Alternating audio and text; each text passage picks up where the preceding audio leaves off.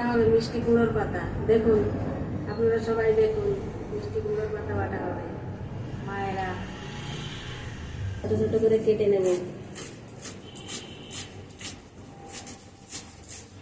ছোট ছোট করে কেটে লঙ্কা, রসুন, পেঁয়াজ এগুলো তেলে দিয়ে ভাজবো। তারপরে পেঁয়াজটাকে দিয়ে ভাজা হবে। একটু ভাজা ভাজা হলে পাতাটাকে দিয়ে দেবো। পাতাটাকে একটু ভাজা ভাজা হবে।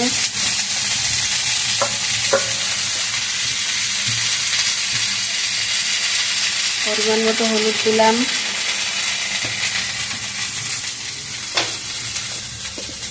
পরিমাণ মতো নুন দিলাম। দিয়ে এটাকে ভালো করে নেড়ে চেড়ে তারপরে এটা বাটা হবে। এটা ভাজা হয়ে গেছে, তুলে নিয়েছি। এবার বাটা হবে। এবার জিরে দেব। জিরে দিলাম, হলুদ দিলাম, আর একটু তেল দিলাম।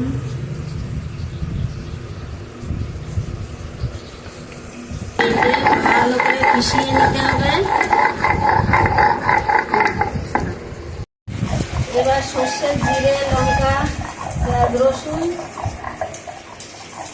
আর পাতাটা ভেজে নিয়েছি, ওই পাতা ভাজাটা দিয়ে একসঙ্গে বেটে নেব। তারপরে এটাকে কড়াইতে তেল দিয়ে আবার একটু ভালো করে কষিয়ে নেব। এটা হচ্ছে কুমড়োর পাতা ভর্তা। আপনারাও করে খাবেন, খুব ভালো লাগছে।